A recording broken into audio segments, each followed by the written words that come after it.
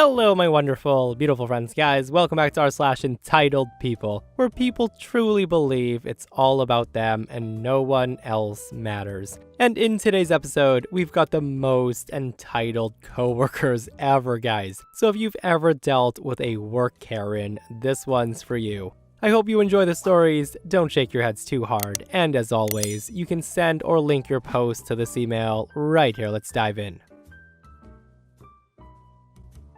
Okay, so this is such an insane story that I wouldn't doubt if you guys didn't believe it, but unfortunately, it's very true. I'm a 19-year-old female and I work at a library. I work in the children's department along with older coworkers. Think 30s to 50s, as well as other teens. I've been working there since high school, which is how I know Karen, who's 18 years old. And to put it bluntly, Karen and I are not friends. We used to be friendly back in high school as we had a couple of the same friends, and we've both been working at our job for years. I would definitely not call us friends currently though, due to Karen's attitude. She's the type of person who will ask for a favor, and if you refuse, she'll act like a complete a-hole to you. It's clear too that she doesn't really see us as friends, as when we work together, she'll completely ignore me or just glare at me, only talking to me if it's something involving our job or if she needs something. If she needs something from me, then suddenly we're best friends and she'll chat with me like nothing happened. So yeah,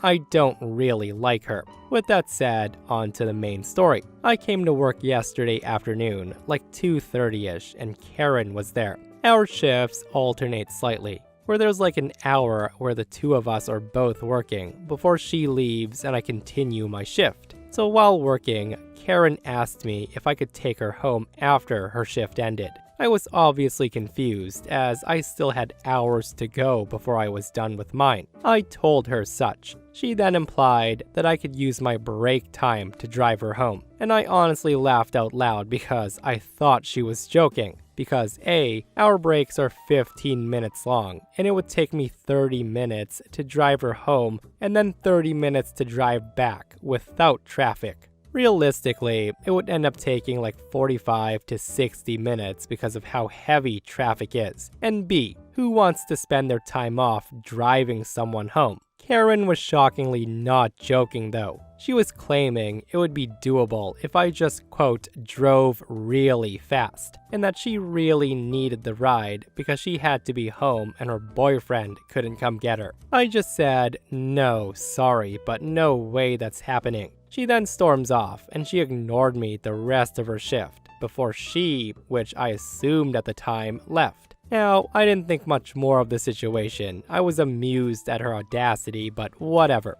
Eventually, my time to leave comes, so I wave bye to my coworkers and head outside. And that's when I see Karen just sitting outside on one of the benches. She immediately perks up after seeing me, and she runs over while I just looked at her. She then says to me, "Finally, you're leaving, right? Can you give me a ride?" Hearing her say that, I was shocked. I flat out asked her if she'd been waiting for practically 4 hours for me to leave, even after I said no. She then said no, she just walked to the nearby store to do things before she came back here. But in my opinion, that still counts as her waiting for me to drive her home. I was creeped out and honestly pissed off, since it felt like to me, she was trapping me and playing the "you're leaving, so can you take me too" card. It took everything in me to not yell or even book it to my car. I calmly told her that I had plans after work, and no, I couldn't take her.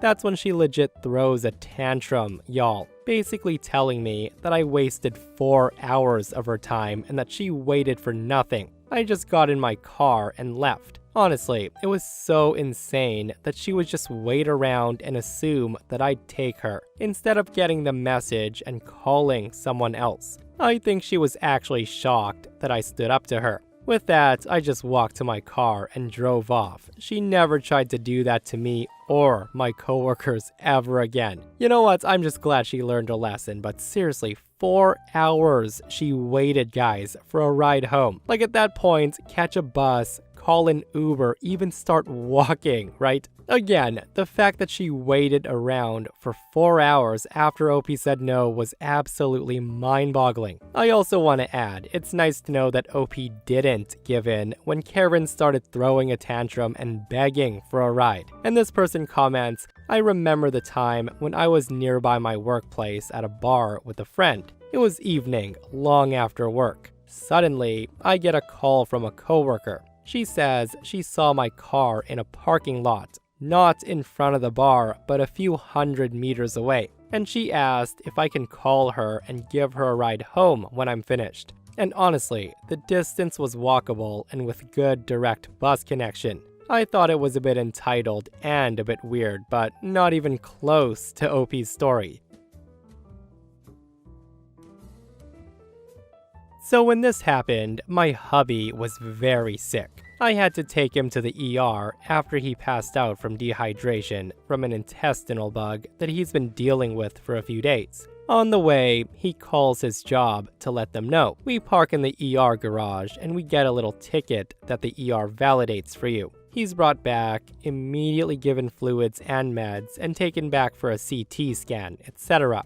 Well, we find out later that a coworker who was pissy that she was gonna be short-handed took it upon herself to somehow find our address and later drive to our apartment to check to see if my hubby is really sick and that he's not faking it. She sees our upstairs neighbor walking who vaguely resembles my husband. Both 6'3", light brown hair, similar builds, except he's 15 years younger and he's got his infant with him. Our kids are in their late 20s, early 30s. She then goes back to work and she tells the boss that we lied about being sick, as she saw him at so-and-so time walking around outside perfectly fine. The next morning, the boss calls hubby and lets him know that he's gonna be written up for calling out under false pretense and causing staffing issues.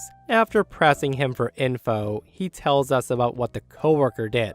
Hubby tells boss that firstly, we have proof that we were in the ER at the time coworker said she saw him, and secondly, that he's filing an HR complaint on both the coworker and the manager, as there isn't any rule about why anyone can call out, and why the hell is the coworker at our house spying on us? In our state, management's not allowed to inquire about your health, nor are they allowed to let you tell them about your health issues. The manager then starts getting defensive and starts backtracking, and then states if we can give him proof, he'll excuse it. Hubby just says, "You'll get your proof," and then hangs up. He immediately calls HR and he lets them know what happened, and we provide them the time-stamped parking ticket and part of the discharge paper from the ER, showing what time we arrived and left. The next week, this email is sent out, notifying all employees and management about the law concerning sick time, and also a separate notification that employees are not to be following, spying on, or otherwise contacting other employees outside the office regarding work, time off, etc.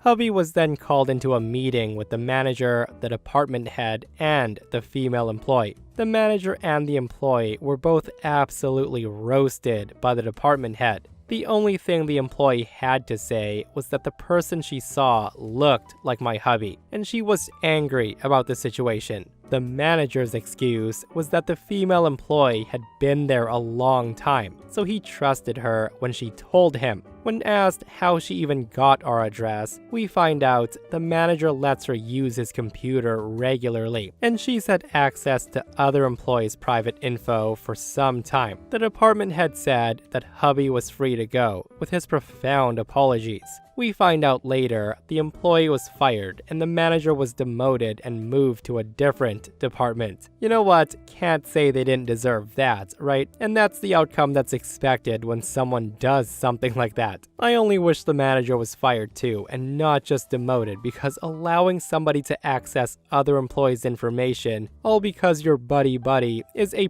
pretty big no-no. That aside, like imagine being that angry about being short-handed that you literally go to someone's house to try to catch them faking being sick. And what's funny is that OP adds in the comments that the Karen coworker was spying on them when she should have been at work doing work. What's that saying? Play dumb games, win dumb prizes. Enjoy unemployment, Karen. And while we're on the topic of people giving out personal information at work, this person shares their story. So just so you know, my mother is an extremely awful person, and I'm glad I have nothing to do with her anymore. But this post is about someone who we'll call Ted. Ted's a coworker that I used to have when I was in college and working part-time in a warehouse. Unlike me, Ted was a full-time employee, but the guy didn't act like it. We were about the same age though. Ted was a snoop. The guy loved to gossip and he loved to look for things. Ted also spent long periods in the bathroom listening to music to avoid working.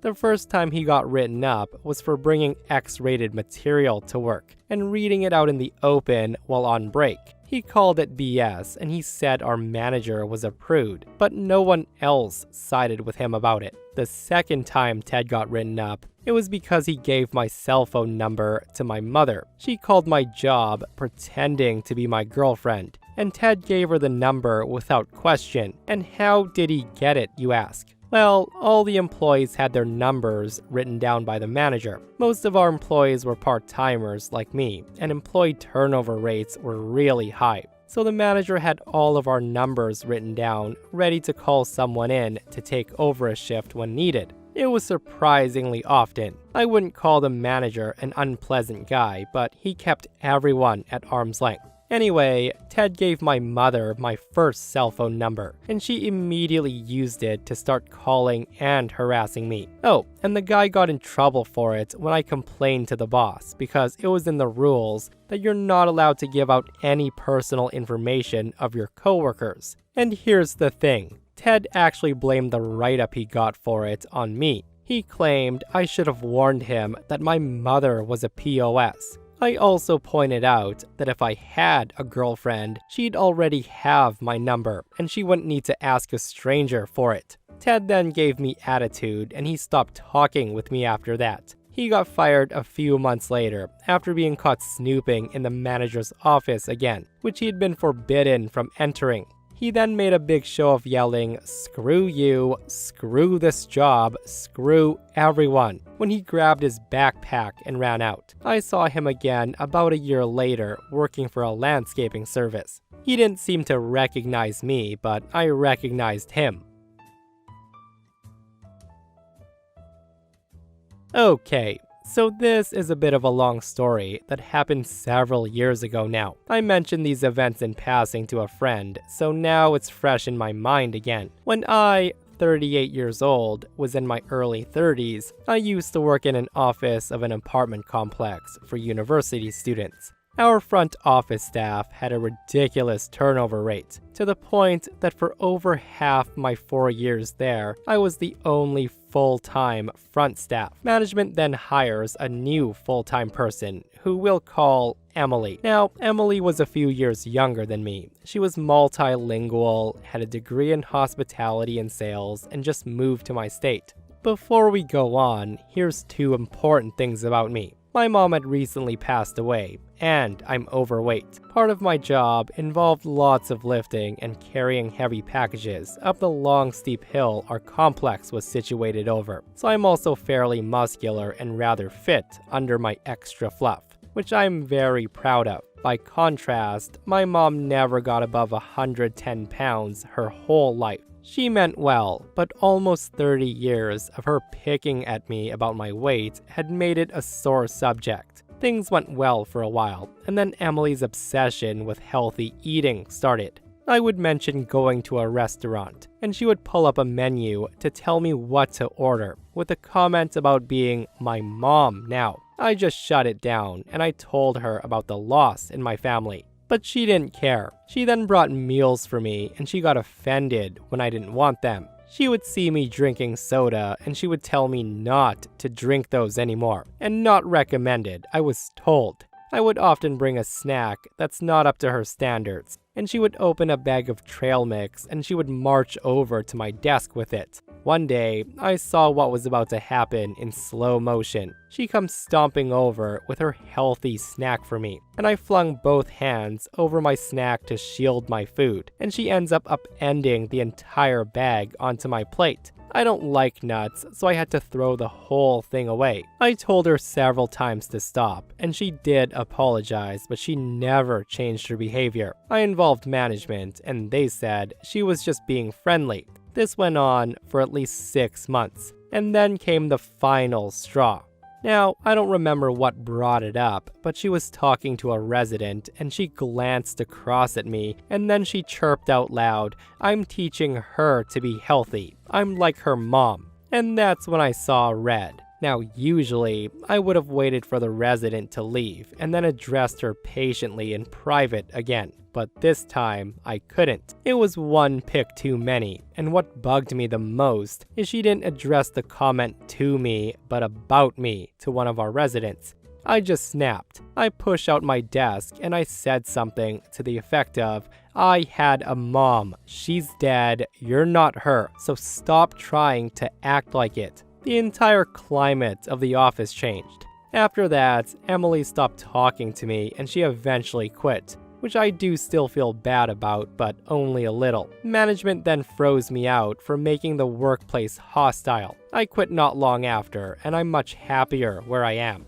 Yeah, in my opinion, I think somebody in management was friends with Emily, and they protected her when they should have given her consequences for being that pushy. Like, one time's already pushing the boundaries enough, right? But not stopping when OP constantly tells her to stop with trying to manage their weight, and then going on for a full 6 months after that. Oh, the frickin' audacity. I don't know how OP didn't snap, and this person comments, "You honestly handled it better than I did." She would have gotten my lunch dumped on her head, and a demand for the money I needed to replace it.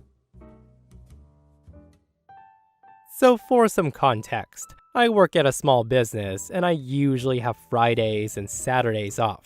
Well, every Saturday, I like to go out with my boyfriend and eat somewhere nice, and I'll usually order something to go or take the leftovers to eat on Sunday at work. And here's where the frustration begins and Karen comes in. Karen always wants a bite of everything I'm eating. It doesn't matter if it's food I make at home or from a restaurant. And don't get me wrong, I don't mind sharing sometimes, but she takes more than a small bite to try it.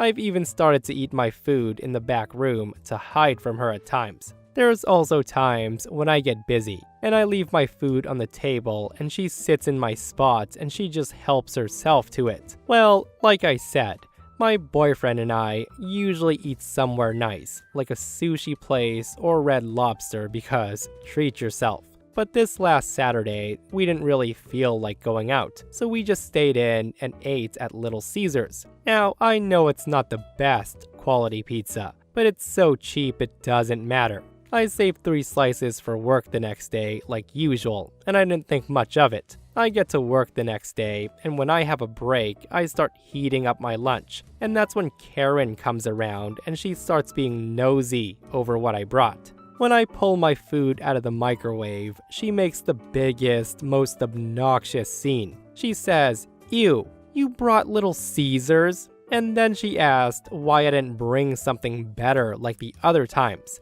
She then went on and on how it's the worst brand of pizza and that only 6th graders will be willing to eat that. And I was like, okay. I eat my horrid, disgusting garbage of a pizza anyway, and I was enjoying it until she starts complaining how she hasn't eaten all day yet. She's like, "You know what, Little Caesars isn't so bad if you put some hot sauce over it." And then she goes and takes a slice. And that's when I say, hell no. I then defended my pizza as if I were protecting Caesar himself. I told her she shouldn't have complained and made that outburst over my food. She then called me selfish, and she said people should always share. But I just finished my pizza and I went on with my day. Also, I don't plan on letting her try my food ever again. So I worked in this small, family-owned office that runs 24/7. There's about 25 employees total, but in the office, there's only like 12 of us. The rest work off-site. That said, there's a woman who works here who we'll call Karen. Now, Karen's almost 40 years old, and she's been here about 10 years. And for reference, I've been here just over 4 years. Since I've been hired, and from what I hear for her entire employment, she's never agreed to switch shifts with anyone. Not once.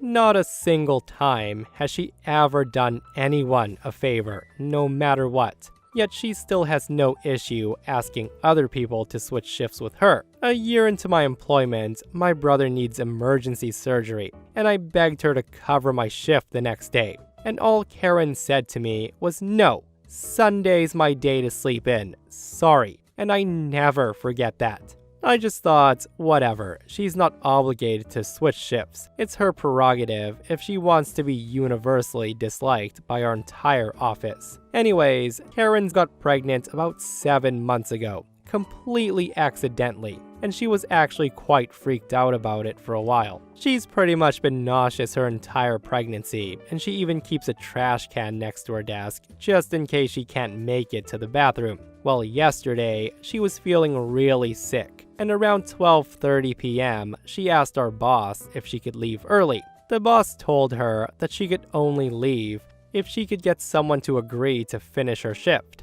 Our shifts are mainly 7 a.m. to 3 p.m., 3 to 11 p.m., and 11 to 7 a.m. I was working the morning yesterday, scheduled to leave at 3 p.m., and she was scheduled until 7 p.m.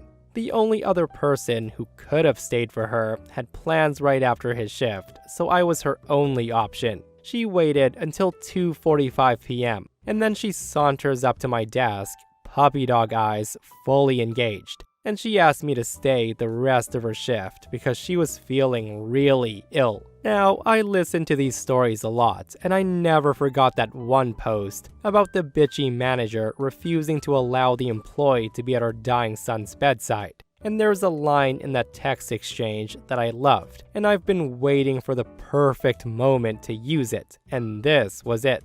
I swivel to face her, look her right in the eyes, trail my eyes down to her bulging, unplanned pregnant stomach, and I say, a lack of planning on your part does not constitute an emergency on my part. And then I just swivel right back and continue working without another word. It was glorious. Her face instantly dropped, and it was like someone farted into her mouth the way it twisted. She didn't say a thing. She just waddled back to her desk, absolutely furious. 15 minutes later, I stand up, and I loudly announce my departure and that if anyone needs me, I'll be at home taking a nap. So I own a vape shop. We're a small business with only 12 employees. One of my employees named Peggy was supposed to open yesterday. Peggy's been recently promoted to manager after 2 solid years of good work as a cashier. I really thought she could handle the responsibility. So here's the story.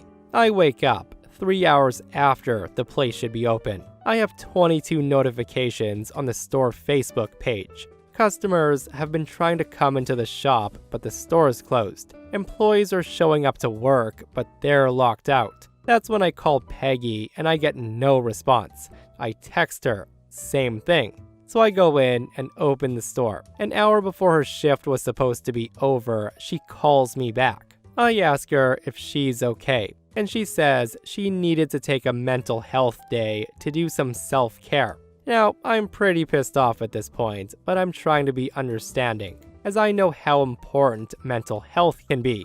So I ask her why she didn't call me as soon as she knew she needs the day off.